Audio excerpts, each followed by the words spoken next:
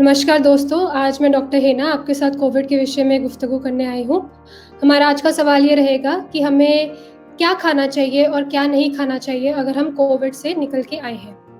सबसे पहली बात तो ये कोविड अगर हमारी बॉडी को हो गया था, हमारी बॉडी में आ गया था कोरोना वायरस और उसके बाद हम उससे अब निजात पा चुके हैं, तो कहीं न कहीं हमारी बॉडी एक स्ट्रेस वाली सिचुएशन से निकली है। स्ट्रेस वाली सिचुएशन का ये मतलब हुआ कि हमारी बॉडी ने एंटीबॉडीज़ प्रोड्यूस करी है, हमारी बॉडी की एनर्जी बहुत लगी है, हमारी बॉडी में एटीपी कंज़म्पशन बहुत हुई है।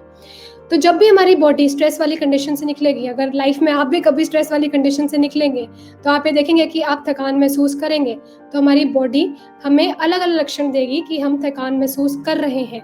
जब बॉडी ने इन्फेक्शन को फाइट किया, तो बॉडी ने थकान महसूस करी, तो अब ये हमारी ज़िम्मेदारी बनती है कि हम उसका ध्यान रखें और हम अपने ध्यान कैसे रख सकते हैं? सबसे पहली बात, हम ध्यान रख सकते हैं सबसे पहले अपनी डाइट का ध्यान रखें।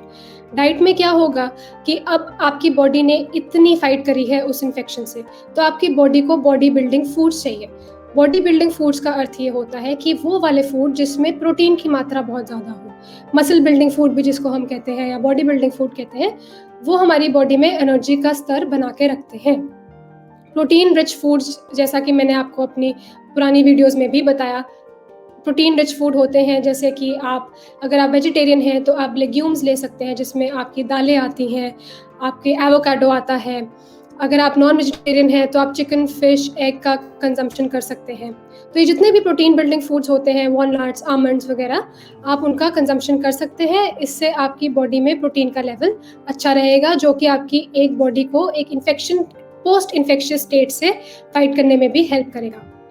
दूसरा सबसे बड़ा फैक्टर जिसका आपको ध्यान रखना है, आपको अपनी बॉडी की हाइड्रेशन किसी भी स्तर पर मेंटेन करके रखनी है। इसका ये अर्थ हुआ कि आपको नियमित रूप से पानी की कंजम्पशन करनी है। आपको दिन में 3 से 4 लीटर कम से कम पानी किसी भी फॉर्म में, और पानी का ये अर्थ नहीं है कि अगर आपका, कई लोग होते हैं जिनसे सादा पानी नहीं पिया जाता सारा दिन, तो ज़रूरी नहीं है कि आप सादा पानी ही पिएँ।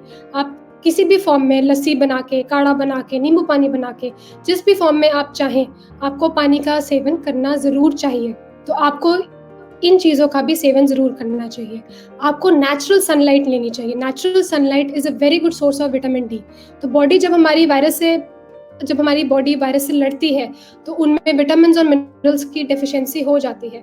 तो अगर आप इस वे में अलग-अलग डाइट के फॉर्म में और साथ में सनशाइन के फॉर्म में और साथ में अपनी जो विटामिन सी के लेवल्स, विटामिन डी के लेवल्स, मिनरल्स, विटामिन्स के लेवल अगर आप मेंटेन करके रखते हैं, तो आपकी इम्यूनिटी बनी रहेगी, आपकी एंटीबॉडीज़ की प्रोडक्शन अच्छी रहेगी बॉडी में, आपकी बॉडी में एक अच्छे लेवल पे इनेट इम्यूनिटी जिसको हम कहते हैं कि जो बॉडी की अंदरूनी इम्यूनिटी होती है, वो बनी रहेगी, जो कि आपको ये जानकर हैरानी होएगी, ये जितनी भी वैक्सीन्स होती हैं, ये सिर्फ़ हमें ऊपर-ऊपर से इम्यूनिटी प्रोवाइड करती हैं, असली इम्यूनिटी हमारी बॉडी की इम्यूनिटी होती है।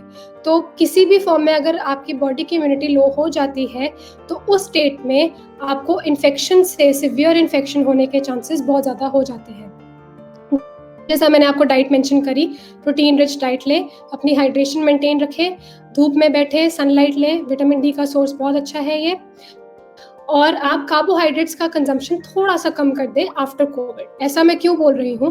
कार्बोहाइड्रेट्स का सबसे पहले अर्थ क्या होता है? कार्बोहाइड्रेट्स का अर्थ होता है जैसे फुल्का हो गया, आपकी रोटी हो गई, आपके चावल हो गए। ये सब rich source of glucose, sugar, जिसको हम बोलते हैं कॉम्प्लेक्स कार्बोहाइड्रेट्स या फिर सिंपल कार्बोहाइड्रेट्स भी होते हैं। ये सब उनका सोर्स है। बॉडी में अगर, तो चाहे वो बैक्टीरिया है, चाहे वो वायरस है, उनको एक carbohydrate rich, glucose rich media चाहिए होता है प्रोलिफरेशन के लिए। तभी हम ये देखते हैं कि जितने भी डायबिटिक पेशेंट हैं, उनमें कोरोना वायरस की इन्फेक्शन सीवियर स्तर पर जा सकती है। ऐसा इसलिए है क्योंकि उनकी बॉडी में ग्लूकोज के लेवल बहुत ज़्यादा है।